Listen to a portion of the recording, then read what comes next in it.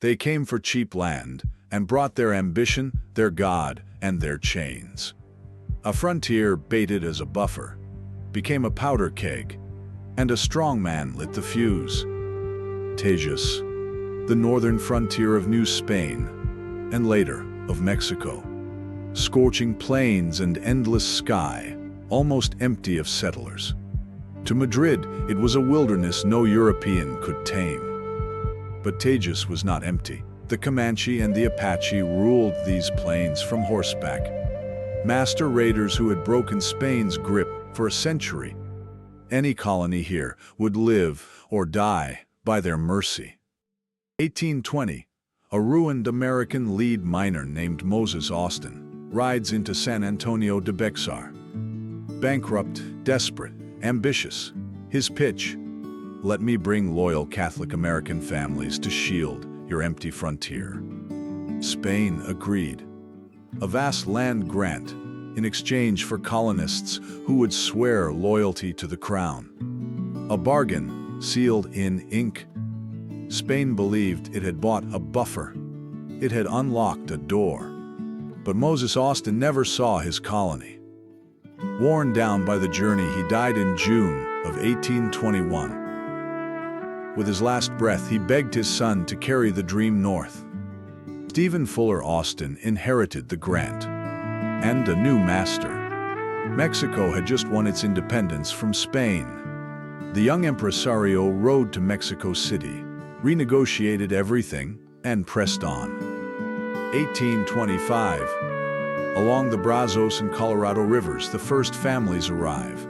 History calls them the Old 300. 300 households, granted rich land for pennies an acre. The price was loyalty. Each settler swore allegiance to Mexico. Each agreed to become Catholic. Each promised to obey Mexican law. Oaths sworn in a language most of them could not speak. Austin's success threw the gates wide. Word of cheap land raced across the American South. Thousands poured in, many without grants, without oaths, without permission. A flood Mexico could no longer count. By the 1830s, the Anglo-Americans outnumbered the native Tejanos by 10 to 1. The newcomers spoke English, prayed as Protestants, and looked to the United States. The land was Mexican in name only. Two worlds now sat at one table, Catholic and Protestant, Spanish and English, centralist subject and frontier individualist. Every difference a hairline crack in a vessel under mounting pressure. And the settlers had brought something Mexico could not abide: slavery. The cotton economy of the American South marched west on the backs of enslaved people. Human property hauled into a republic that despised the institution.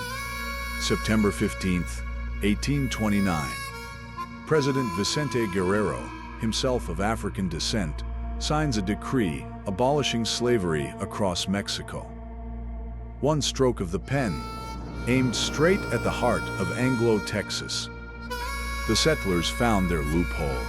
They freed their slaves on paper, then bound them by 99-year indenture contracts. Same chains, new name, a lie dressed in legal ink. Mexico was not fooled. The illegal trade in human beings continued under its nose. Officials watched the smoke curl up through the floorboards and knew the house was beginning to burn.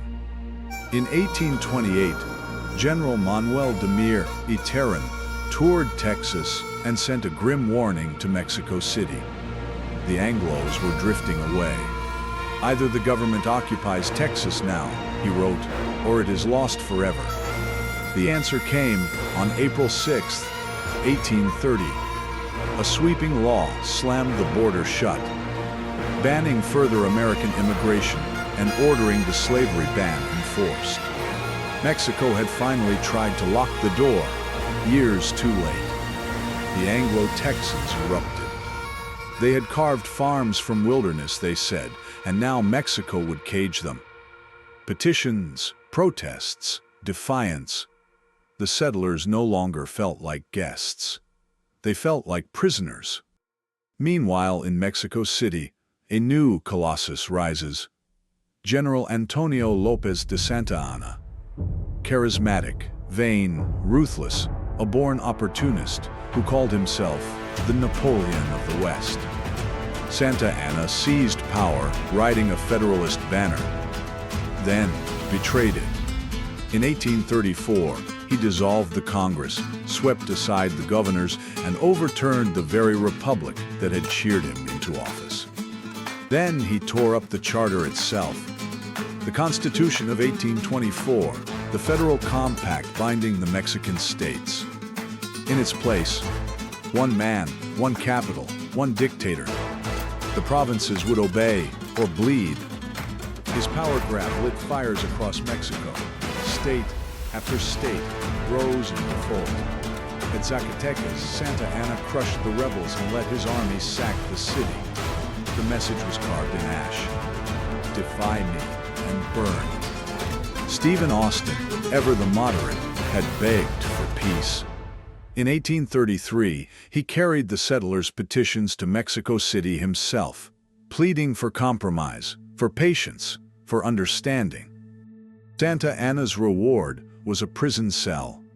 For 18 months, Austin sat in a Mexican jail, much of it in solitude, accused of inciting rebellion.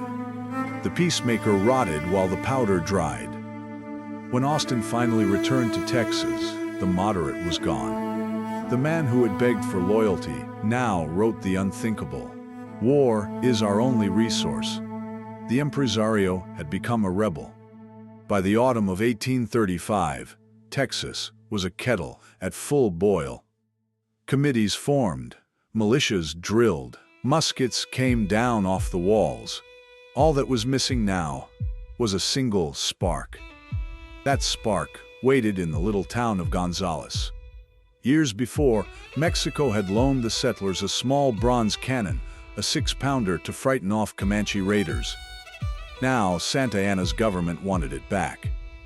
Late September 1835, Lieutenant Francisco de Castañeda rides up with around 100 dragoons and a simple order: collect the cannon.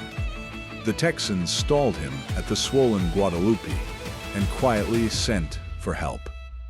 When the militia gathered, they answered with defiance stitched into cloth. Above the disputed cannon, they raised a crude white banner, a black star, the gun, and 4 taunting words: "Come and take it." October 2nd, 1835, at dawn the Texans rolled out the little cannon and fired. A skirmish. Barely a battle, but the first shot had been spoken. The road from Austin's colony had reached its end, and the Texas Revolution had begun. The bargain became a flood. The flood became a rebellion, and one small cannon spoke the word no treaty could unsay. Next time, on How the West Was Won, fewer than 200 men make their stand in an old Spanish mission as Santa Anna raises the red flag of no quarter, the Alamo.